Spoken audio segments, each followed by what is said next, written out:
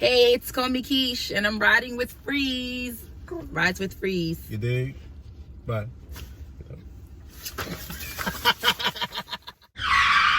In my early 20s, and my mother, she's been in the industry for 20 plus years. So I kind of had a little bit of cheat code. Exactly. Yeah. So I went on, got my license. It was a hard process. It wasn't easy for me because just me being in the way, honestly. Okay. I was just in the way. Yeah. Just trying to transition into being a better version of me was kind of hard. I'm in my own way, used to my own way, old ways. And so I kind of had to establish new behaviors, discipline. You can make a light here. Oh, yeah, when the light turned green now. So it's okay, you guys. New driver. It's a new driver. There's no one there, but just in case they need to know. Continue. Be cut short, so you should go ahead. The self-worth talk. Yeah. So I'm like, all right. So trying to figure out a plan how I can develop myself, grow myself. Yeah.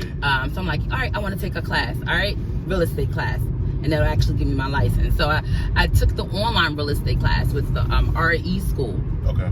And they gave me 6 months to complete the course, right? So it's like 60 hours that you have to complete online. Okay. And it's time, so it's real 60 hours. And myself, I'm like, oh, 60, I can get that done in 2 weeks. That's nothing. I work 70 hours a week. It's nothing. Like, I can do that.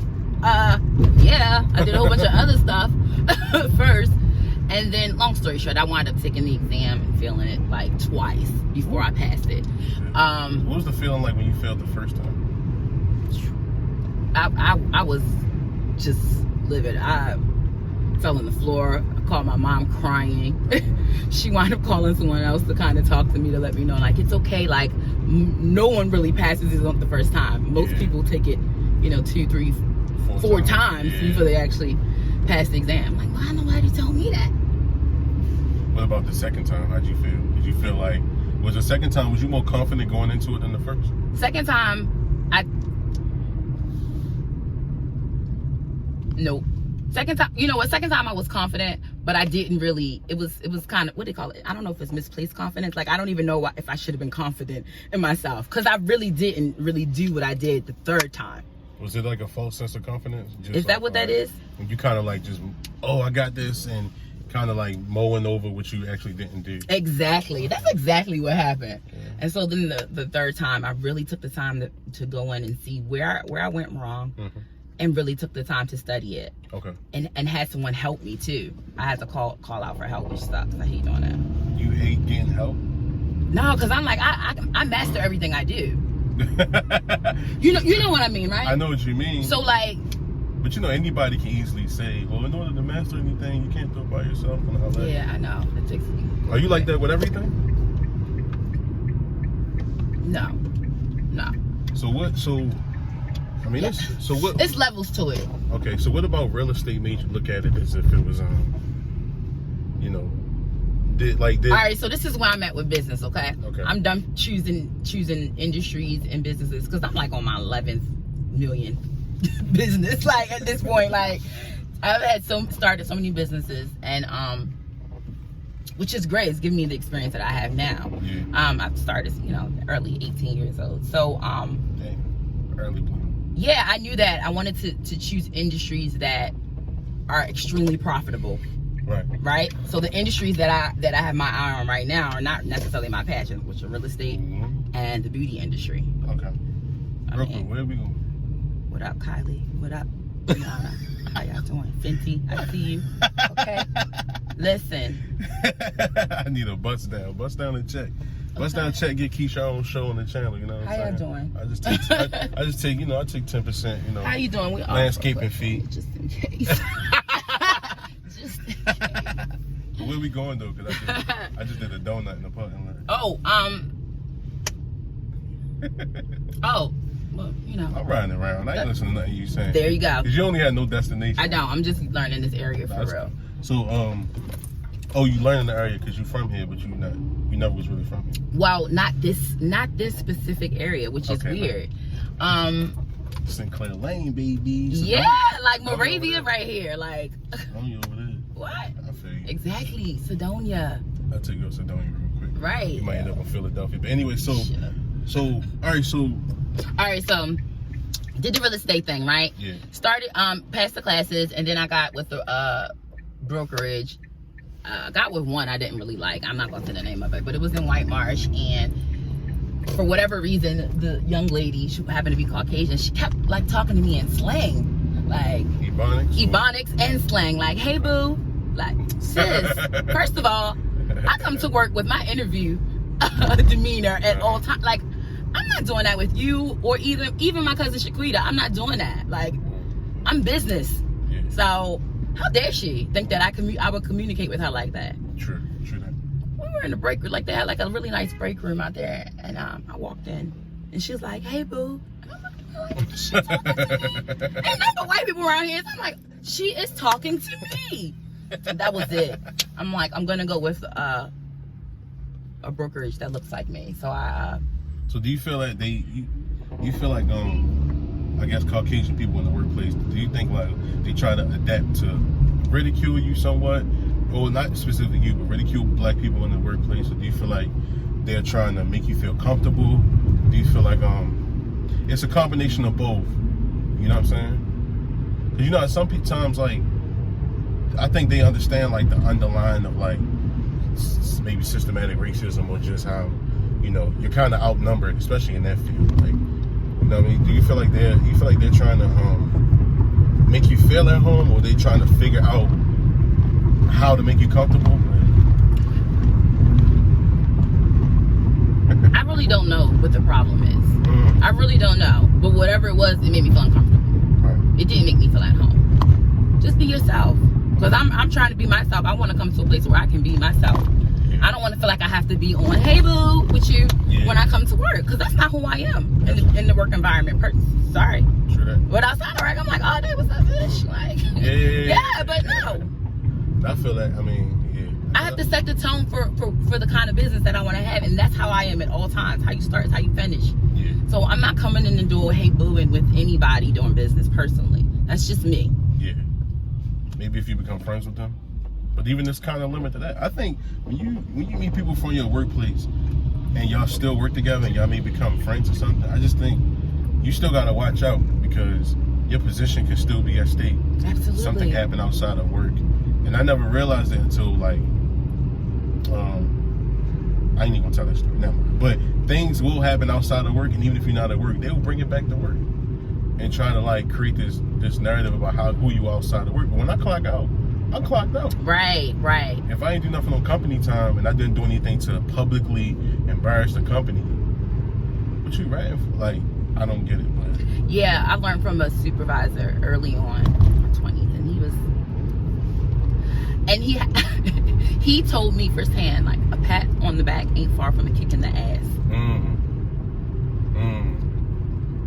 And they definitely threw him under the bus a few times. So you said you've had a lot of ventures. You was definitely like, business is your thing. So you figured it out. You've done a few things. What you feel has been the most profitable? All right, so let me say this. I haven't fully figured it out because I'm still a work in progress, right? Keep it real. But I've learned a lot. I'm really like, I love business. It's like my passion. Yeah. Low-key. So Hi, Key. Hi.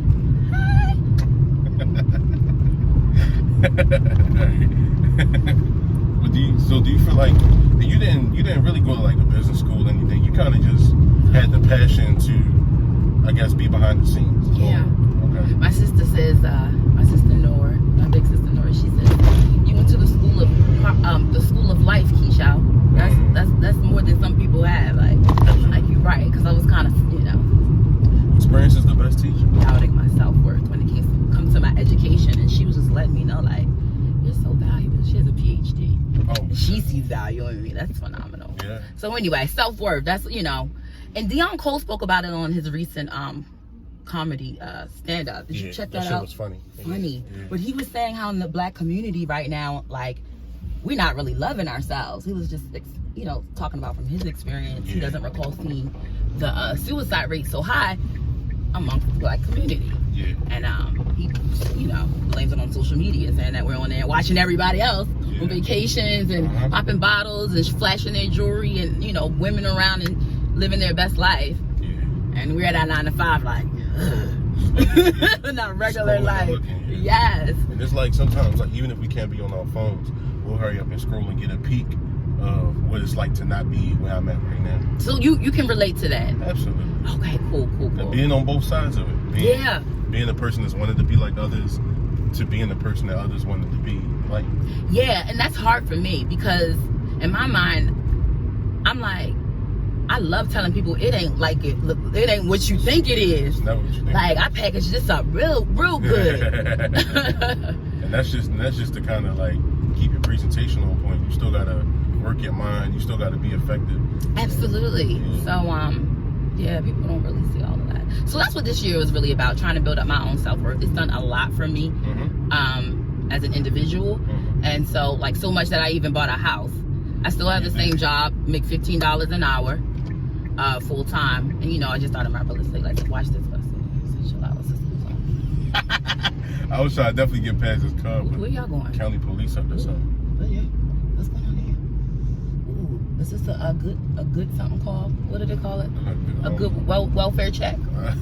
Good. So what I'll tell you now is Hazelwood. This can lead. I'm being nosy. It's the quickest way to get to near Essex and near Golden Ring. Oh, you? Yeah. So I was doing my job. You from around here? Nah, y'all been around and you dig. So I didn't want to say the word because I be. But I've been around. Like I know how to get, you know, I'm from that era.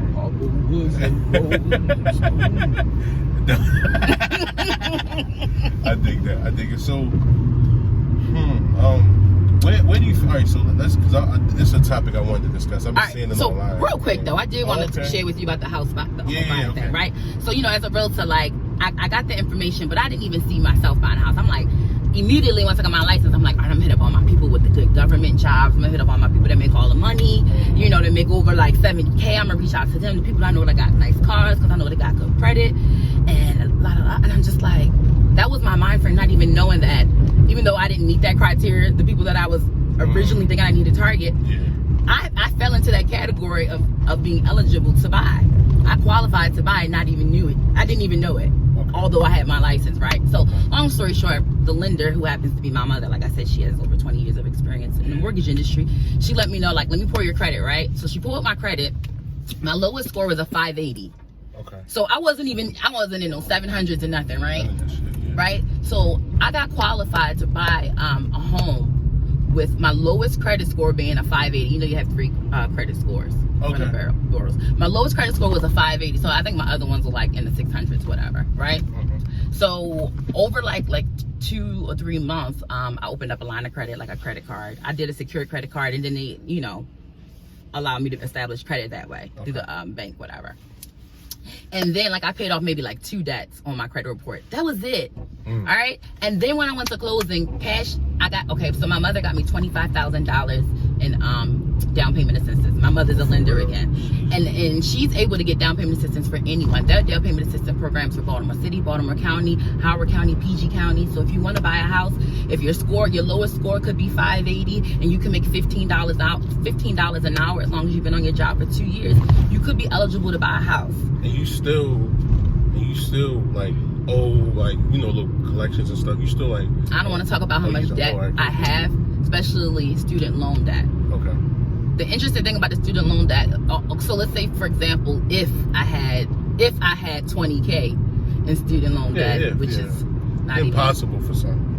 First of all, I have more than that. But if I had 20K in student loan debt, they would only use 1% against me when they calculate how much debt I have to determine how much loan I have. So if it was 20K, it'd probably only 2,000. Exactly. Is that 2%? 1%? I believe so. Okay. That's 10%. Okay. All right. So 200 or whatever. 2,200. Whatever. My point is that they're not going to use the whole amount against us, right? Which is really good because I know a lot of people have student loan debt. My point is, get with a lender, get with a real estate professional. You may be eligible to buy a house. Again, like I said, I had $15 an hour job. You know, my lowest credit score when I started the process was 580. I started the process in May and I moved into my house. I closed on my house October 31st. Halloween. So listen, 2020 is coming up. Like you can be in your new home by March. Get with a real estate professional. And the best part about all this is, y'all, I lived in this apartment at Windsor Forest Apartments. I lived there for 4 years, right? Yeah. My rent when I left there was like $11.06 or something, right? How about I'm saving $300 by having a mortgage? Your mortgage like $8. 8 something. Less than that, bro. For real? Yes. Damn. You didn't even come inside my house, okay? Yeah, Listen, okay? 2-bedroom house. Finished basement. How y'all doing? What's poppin'? Okay? Listen, y'all can have that. So anyway, I just wanted to share that with y'all. Like, it is right here in our hands, and it's unfortunate that the information isn't like blasted all over our community, all over our social media. So I'm working on that right now. If you guys on Instagram, follow by Maryland. That's my Instagram page. By Maryland. It's gonna be in the link under the description you did. Yeah.